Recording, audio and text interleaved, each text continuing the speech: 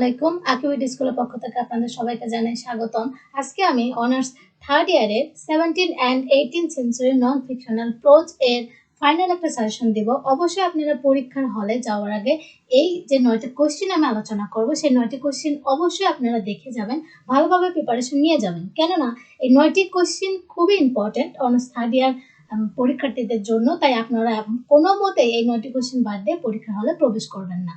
তবে হ্যাঁ, আপনাদের সুবিধার্থে আমরা এই 9টি কোশ্চেনেরই পেজ খুঁজে শেষে হচ্ছে প্রত্যেকটা কোশ্চেনের শেষে পেজ নাম্বার উল্লেখ করে দিয়েছি, যেন আপনাদের খোঁজাখুঁজি কোনো রকম ঝামেলা না হয়। আপনারা স্কিপ না করে ভিডিওটি অবশ্যই শেষ পর্যন্ত দেখবেন। আর হ্যাঁ, অবশ্যই আমাদের চ্যানেলটি সাবস্ক্রাইব করবেন, কেননা আমাদের চ্যানেলটি যদি সাবস্ক্রাইব না করেন তাহলে আমরা নিত্য নতুন যে ভিডিওগুলো দেই সেগুলোর নোটিফিকেশন আপনাদের কাছে গিয়ে পৌঁছাবে না। অবশ্যই আমাদের চ্যানেলটি সাবস্ক্রাইব করবেন আর আমাদের অনুপ্রাণিত করবেন। চলুন তাহলে দেরি না করে দেখে নেই কোশ্চেনগুলো।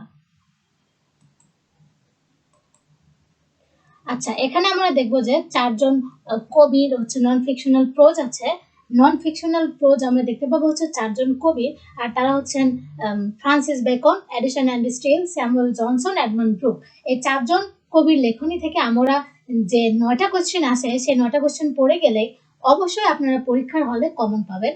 তাই আপনারা পরীক্ষার হলে যাওয়ার আগে অবশ্যই 9টি কোশ্চেন পড়ে যাবেন। সেটা হচ্ছে ফ্রান্সিস বেকন থেকে প্রথম যে কোশ্চেনটা আছে সেটা হচ্ছে how would you explain the fact that Bacon's essays never fail to attract readers? Would you call Bacon a good advisor? এটা হচ্ছে স্টাডি গাইডের, আমরা স্টাডি গাইড থেকে পাবো, পেজ নম্বর হচ্ছে 76। 2 নম্বর কোশ্চেনটা হলো যে give an account of Bacon's prose style. এই কোশ্চেনটা আমরা পাবো 78 নম্বর পেজে। 3 নম্বর কোশ্চেনটা হলো discuss Francis Bacon as a moral and utilitarian philosopher based on your reading of his essays।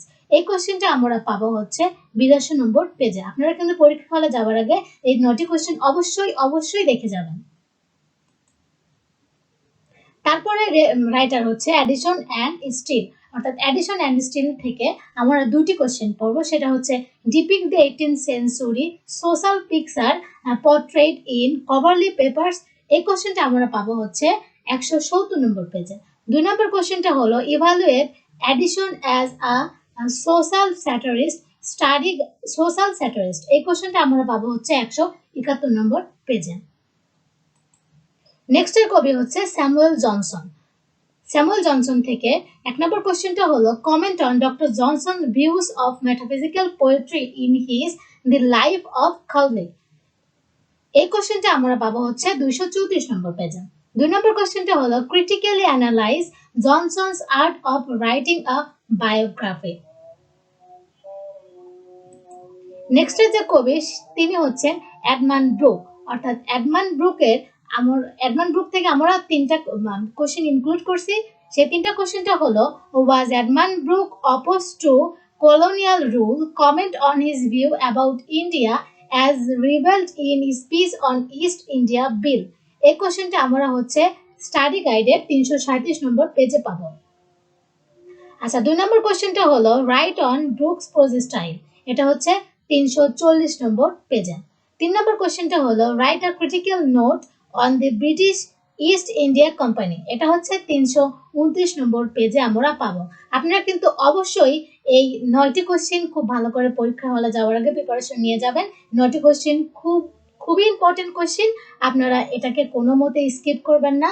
অবশ্যই 9টি কোশ্চেন খুব ভালোভাবে পড়ে যাবেন, যেন পরীক্ষা হলে খুব সুন্দরভাবে প্রেজেন্ট করতে পারেন। তাহলে সবাই আমাদের সঙ্গেই থাকুন। ধন্যবাদ।